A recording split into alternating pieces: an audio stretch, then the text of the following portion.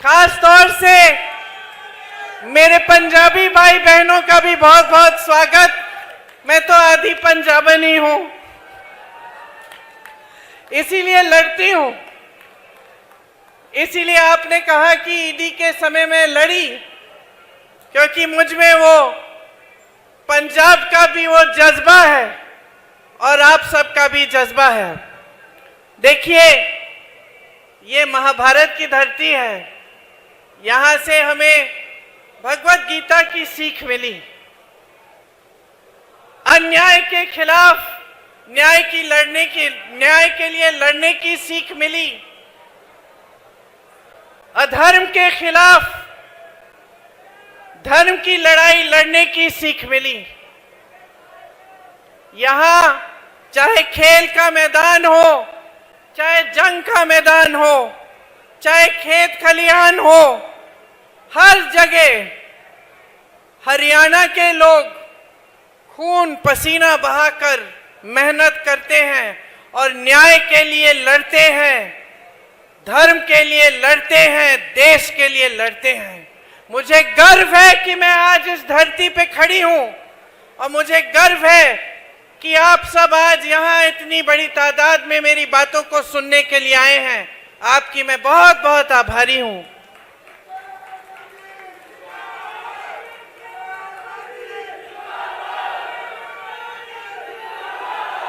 देखिए, ये देश किसानों का देश है। इस देश की आत्मा इस देश का किसान है।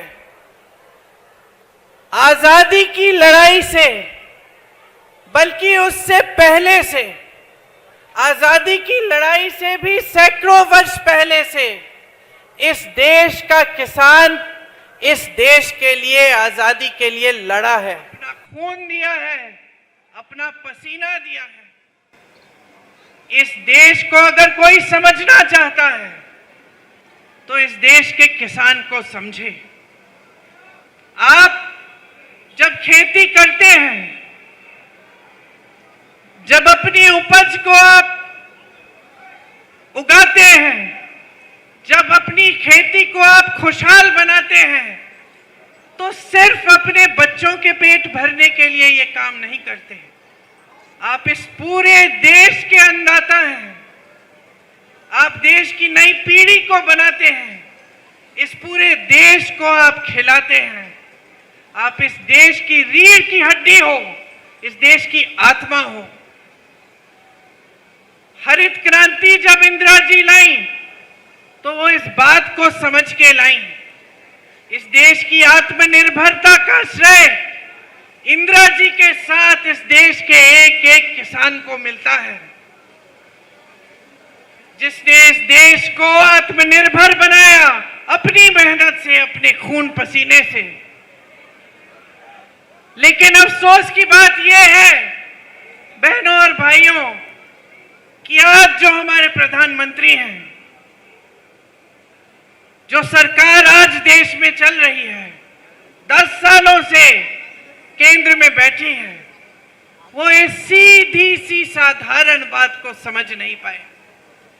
वो इस देश के किसान का महत्व समझ नहीं पाए, इस देश के किसान का आदर कर नहीं पाए, आपके प्रति श्रद्धा से वो देख नहीं पाए।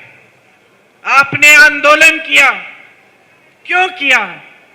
क्योंकि वो 3 ऐसे कानून लाए थे जिससे आपकी कमर टूट जाती, जिससे आपकी कमाई खत्म हो जाती, इस देश का किसान झुक जाता। इसीलिए आपने आंदोलन किया। लाखों की तादाद में आप दिल्ली तक आए। महीनों के लिए आप दिल्ली के बॉर्डर पे आप बैठे रहे। इस देश के हर देशवासी ने आपको देखा। हर देशवासी के दिल में आपके लिए हमदर्दी जागी। आपके लिए कोई पानी लाया, कोई खाना लाया, कोई आपके साथ आकर बैठा। मुझे याद है दीपिंदर जी रोज रोज आपके आंदोलन में शामिल होते थे, आपके साथ आकर बैठते थे। लेकिन भाजपा का एक एक नेता, भाजपा के प्रधानमंत्री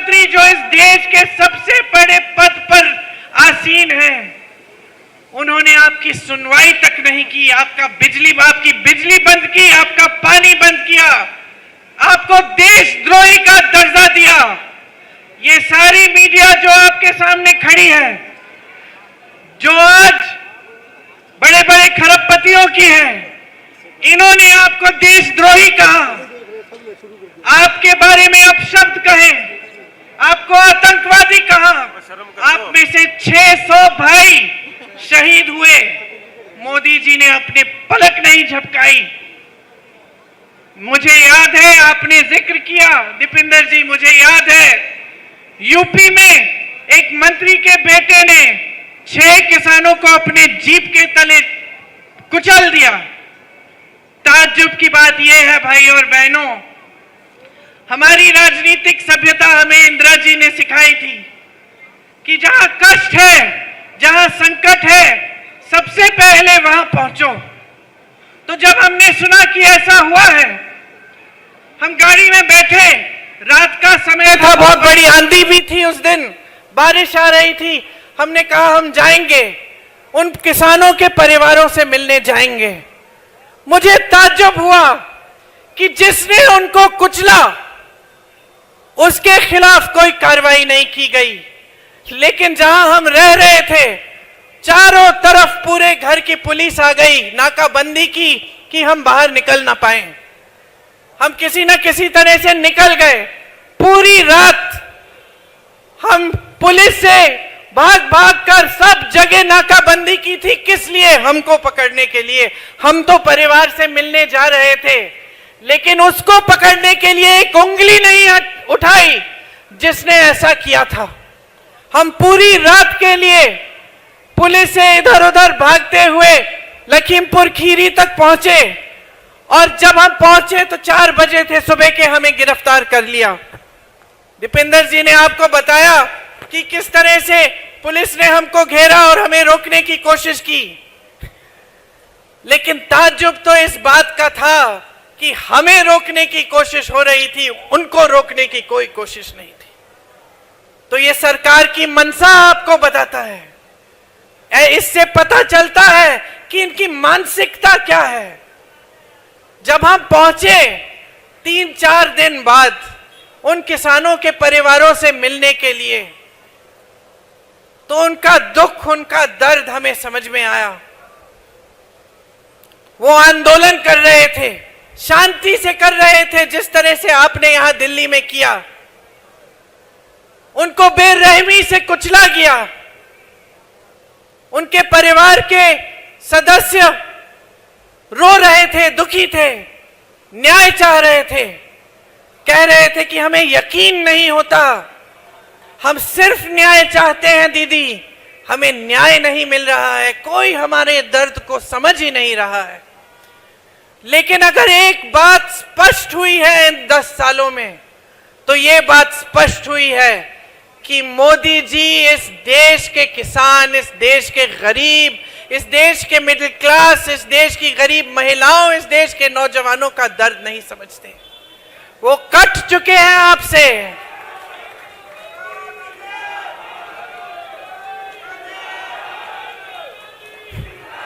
इस चुनाव में उसी मंत्री को टिकट दिया है जिसके बेटे ने उन किसानों को कुचल डाला। वो आज चुनाव लड़ रहा है।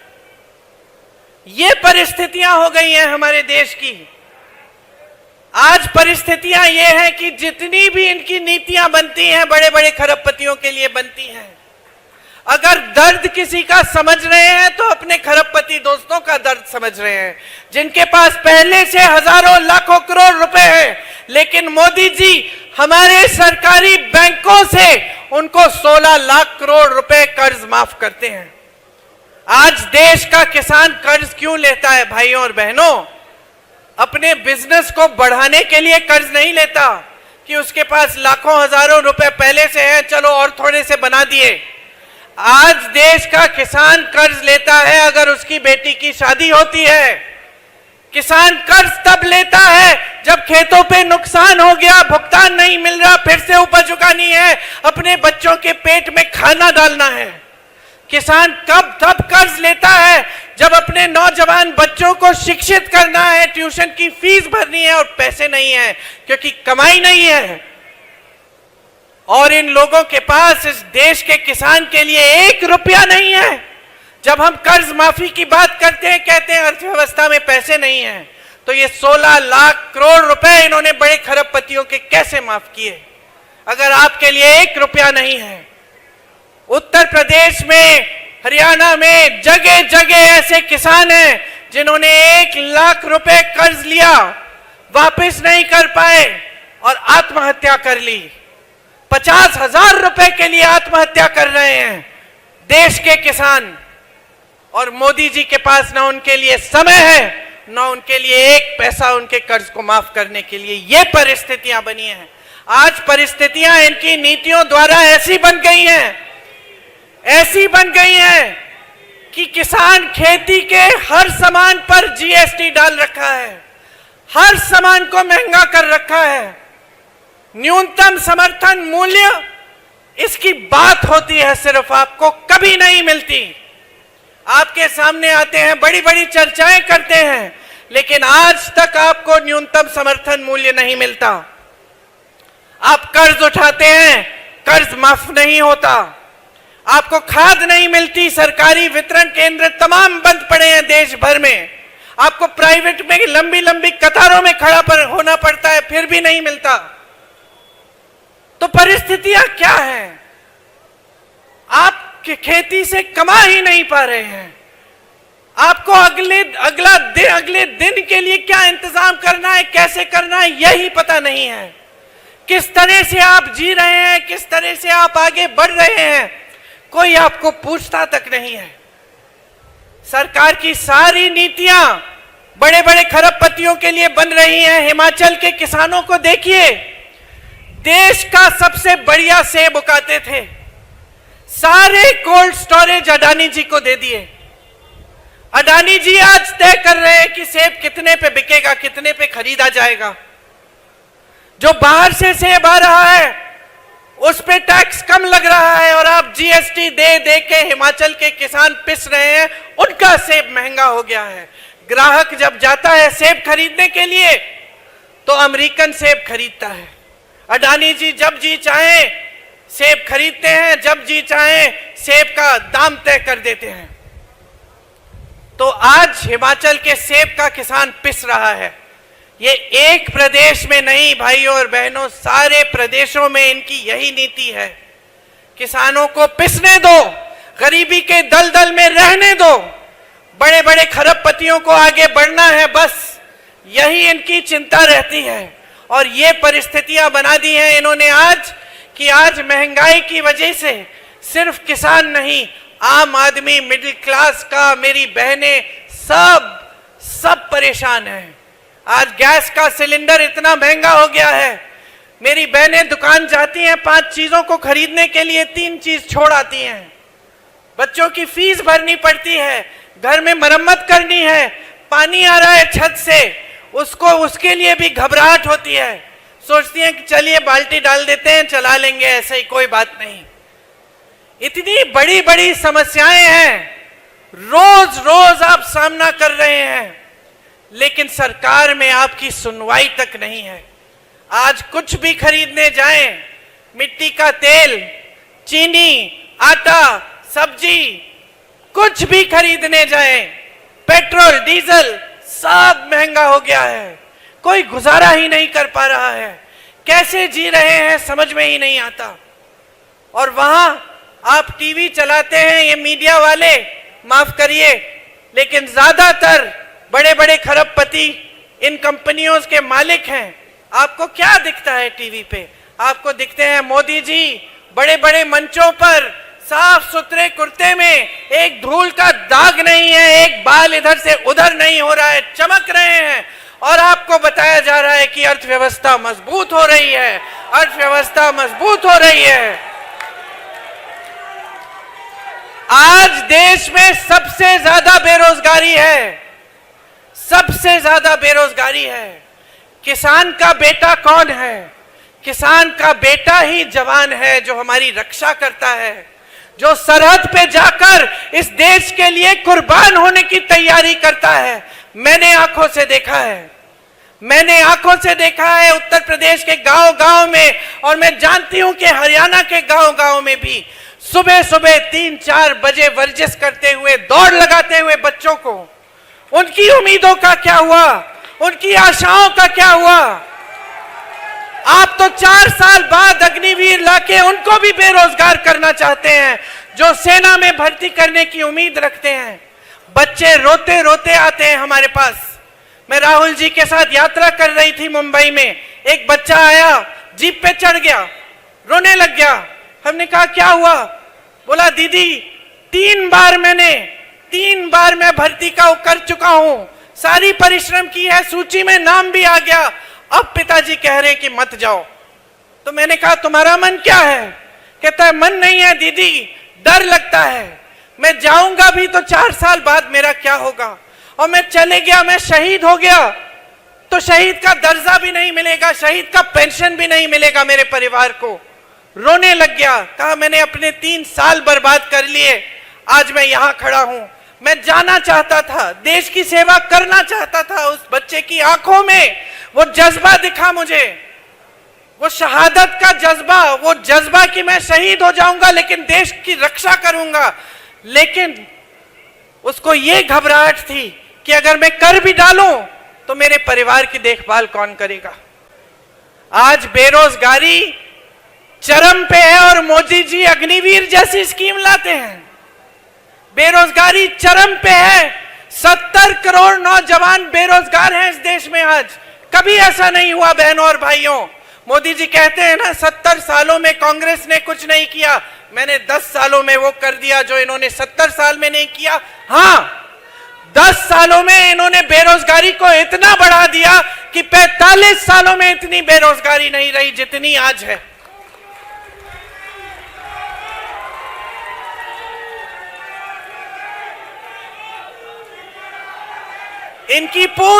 इन्होंने देखिए बेरोजगारी के लिए, बेरोजगारी को खत्म करने के लिए एक स्कीम नहीं दी है आपको।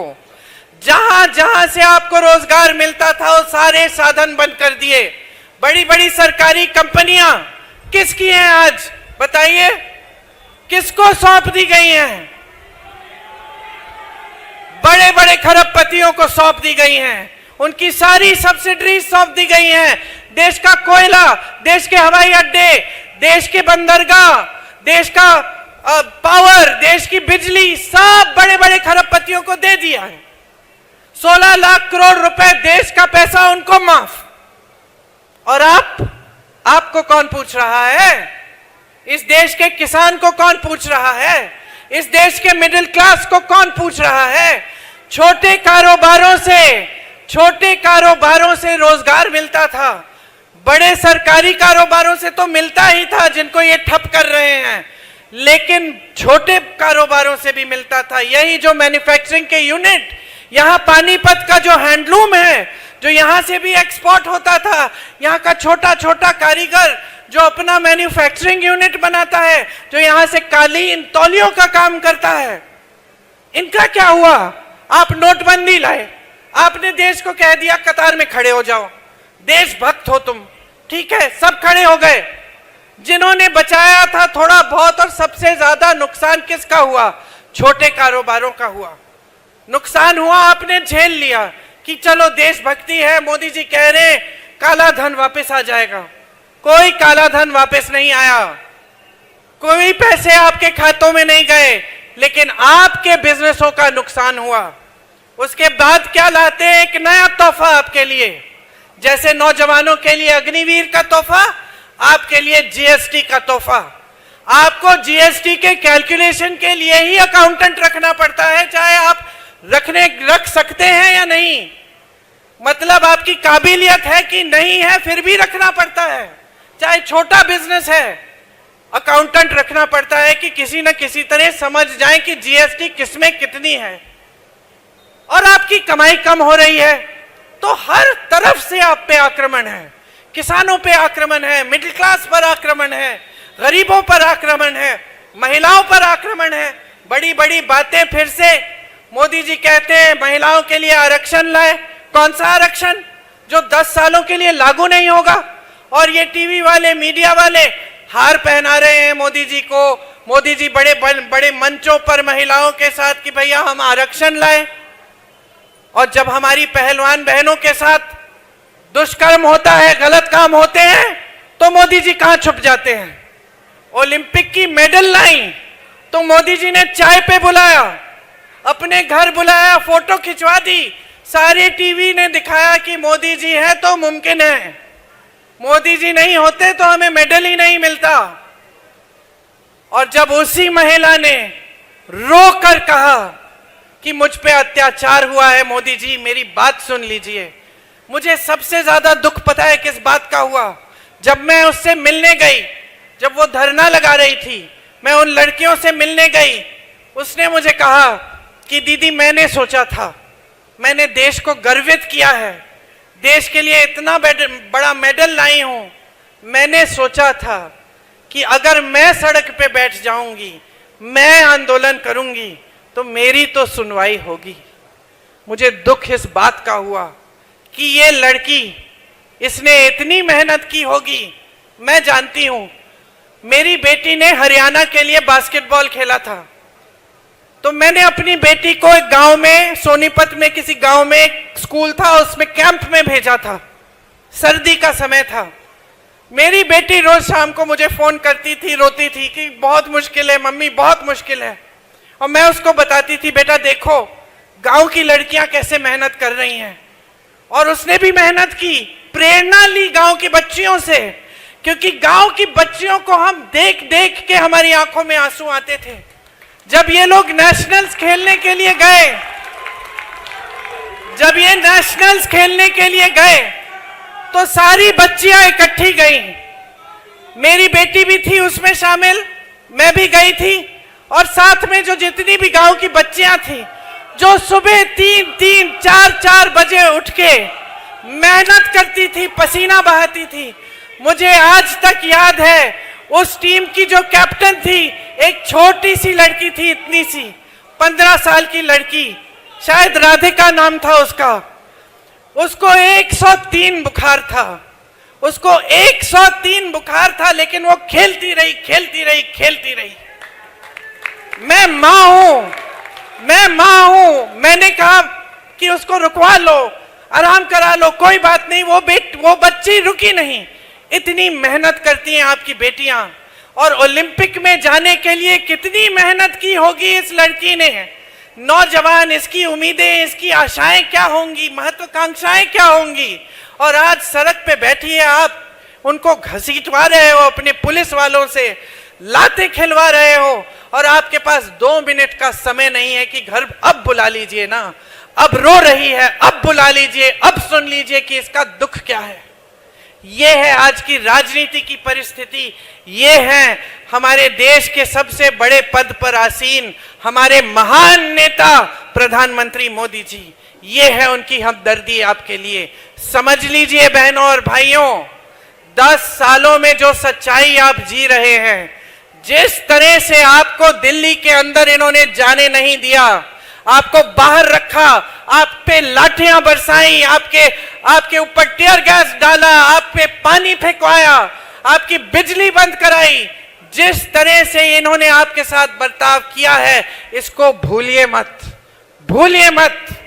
10 सालों से आप देख रहे हैं बड़ी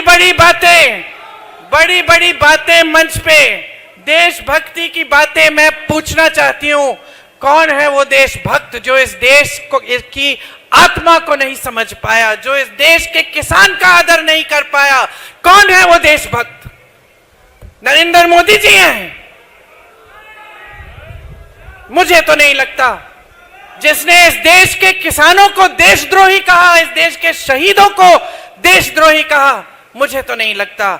याद करिए वो दिन, याद करिए वो दिन जब आप पर लाठियां बरसाई। अपनी सच्चाई को ठीक तरह से समझिए। आप जो टीवी पे देख रहे हैं कि देश की बड़ी तरक्की हो रही है, ये तरक्की आपके जीवन में नहीं दिख रही है। आज आप इतनी कठिनाइयों का सामना कर रहे हैं क्योंकि इस सरकार ने आपके लिए नीतियां नहीं बनाई। इस सरकार ने सिर्फ अपने बड़े बड़े खरबपतियों के लिए अपनी नीतियां बनाई हैं। ये सच्चाई है इस देश की। आज सच्चाई है इस देश के किसान का खून पसीना जो इस धरती में रोज गिर रहा है, लेकिन इसकी कोई सुनवाई नहीं है। सच्चाई मजदूर की है जो भटक रहा है रोज रोज दिहाड़ी ढूंढने के लिए। दिहाड़ी मिलती नहीं है, काम मिलता नहीं है। सच्चाई है इस देश के नौजवान की जिसके लिए अग्निवीर जैसी योजना ले आए, जिसको बेरोजगार रखने की साजिश है। क्योंकि अगर रोजगार मिल जाएगा, अपने पैरों पे खड़ा हो जाएगा, शिक्षित हो जाएगा, तो फिर इनकी राजनीति को नकार देगा। क्योंकि इनकी राजनीति सिर्फ और सिर्फ बहकाने वाली राजनीति है। इनकी राजनीति सिर्फ और सिर्फ सत्ता लेने की, हर कीमत पे सत्ता लेने की राजनीति है। देखिए, आपने इनकी बातें सुन ली हैं। आज ये इतने अहंकारी हो गए हैं कि ये कह रहे हैं अगर हमें 400 सीटें मिलेंगी तो हम संविधान को बदल डालेंगे। ये कौन होते हैं संविधान को बदलने वाले? ये संविधान आपका है, ये संविधान इस देश का है, ये संविधान इस देश के किसानों, गरीबों, इस देश की हर वासी का है। इस संविधान पर आंच नहीं आने देंगे हम। इसीलिए आप समझ लीजिए, इन्होंने सिर्फ और सिर्फ 10 सालों में लोकतंत्र को कमजोर करने का काम किया है। हर स्तर पे न्यायपालिका को, मीडिया को, जहां जहां से लोकतंत्र मजबूत होता है, संसद को, हर जगह से इन्होंने कोशिश की है कि लोकतंत्र कमजोर हो जाए। अब ये आखिरी बात भी बोल दी इन्होंने कि इनको मौका मिले तो संविधान बदल देंगे। संविधान से आपको इस वोट का अधिकार मिलता है, आपको भोजन का अधिकार मिलता है, शिक्षा का अधिकार मिलता है, आरक्षण का अधिकार मिलता है। संविधान आपका सुरक्षा कवच है। समझ लीजिए गहराई से इस बात को, क्योंकि इनका कोई भरोसा नहीं है। जो किसानों पर इस तरह से वार कर सकता है, जो वार इन्होंने 10 सालों से किया है, वो कुछ भी कर सकता है। इन पे भरोसा नहीं कर सकते। आप इस बात को गहराई से समझ लीजिए। इनकी पूरी राजनीति 36 कौमों की एकता को तोड़ने की राजनीति है। और कांग्रेस की पूरी राजनीति कन्याकुमारी से लेकर कश्मीर तक और मणिपुर से लेकर मुंबई तक, जहां जहां मेरे भाई राहुल गांधी पैदल चल के हजारों किलोमीटर चले हैं, कांग्रेस की राजनीति यही है, देश की एकता बनाए रखना, भारत जोड़ो यात्रा की। क्योंकि हमारी ये राजनीति, हमारी ये विचारधारा है कि ये देश एक रहे तभी मजबूत होगा। यही हमारी राजनीति है। हमारे कण कण में ये बात है कि इस देश की आत्मा इस देश का किसान है। इस देश के किसान के बिना ये देश कुछ नहीं है। इस बात को हम गहराई से समझते हैं। आज क्योंकि हम इस बात को समझते हैं, क्योंकि हम इस बात को गहराई से समझते हैं, और भैया ने ये यात्रा की जिसमें उनको समझ में आया कि कितना अन्याय हुआ है देश की जनता के साथ। हम एक न्याय पत्र अपनी पार्टी की तरफ से हमने घोषित किया। इस न्याय पत्र में हमने कुछ गारंटी लिखी है आपके लिए। मैं आपको ये गारंटी सुनाना चाहती हूं। सबसे पहले किसान भाइयों के लिए, किसान भाइयों के लिए हम कानून बनाएंगे। आपका कानूनी अधिकार बन जाएगा कि आपको न्यूनतम समर्थन मूल्य यानी एमएसपी मिलना ही मिलना है।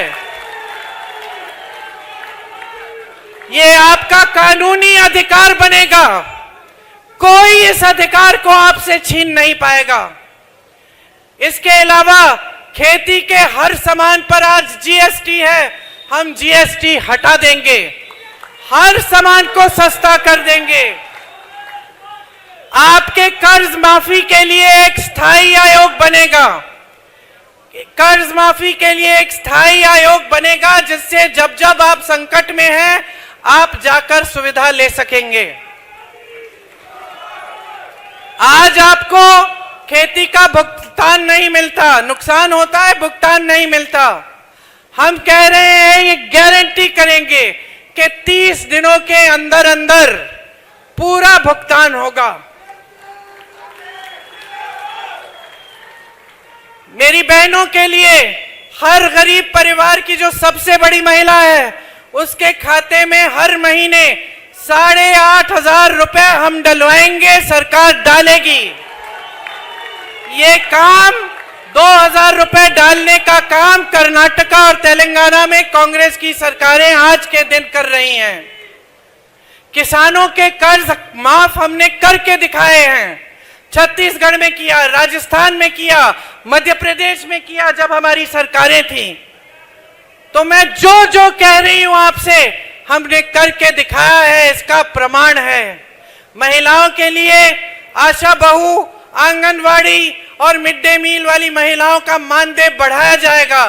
केंद्र से दुगनी राशि भेजी जाएगी। केंद्र सरकार में जितने भी पद हैं, उनमें से आधे महिलाओं को दिए जाएंगे। नौजवानों के लिए जो स्नातक पास हैं, उनके लिए पहली नौकरी पक्की, 1 लाख रुपए सालाना वो कमाएंगे।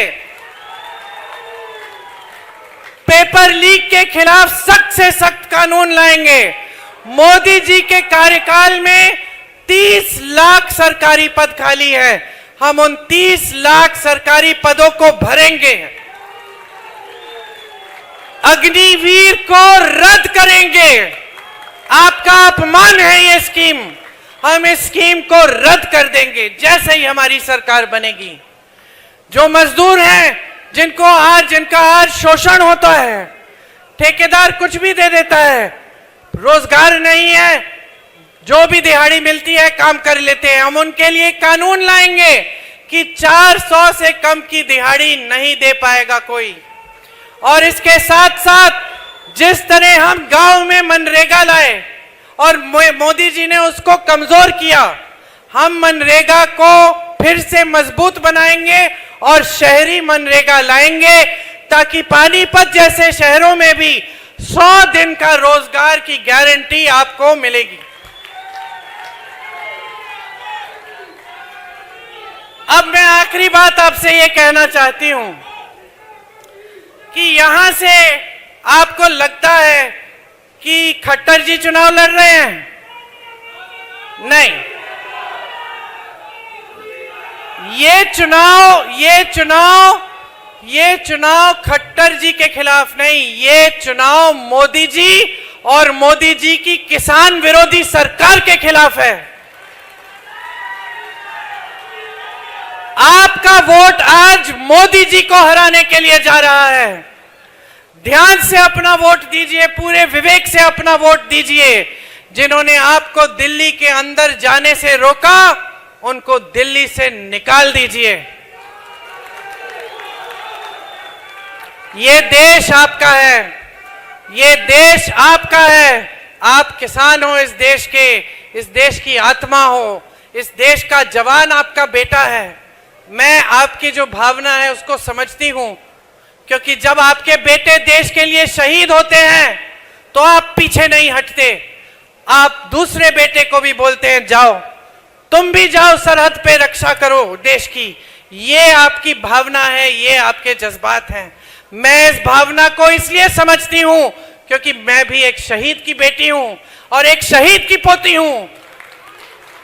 और अगर मेरे 100 बेटे होते, मैं भी उनको वही कहती जो आप अपने बेटों को कहते हो। तो ये देश आपका है, इस देश की हिफाजत की जिम्मेदारी आपकी है जितनी हमारी है।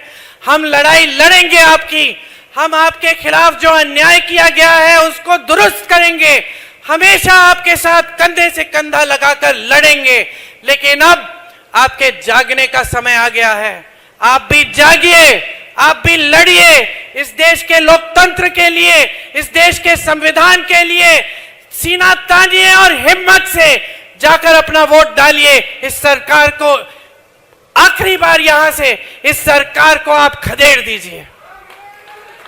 आपको बहुत बहुत धन्यवाद, आपने मेरी बातें बहुत ध्यान से सुनी। जय हिंद।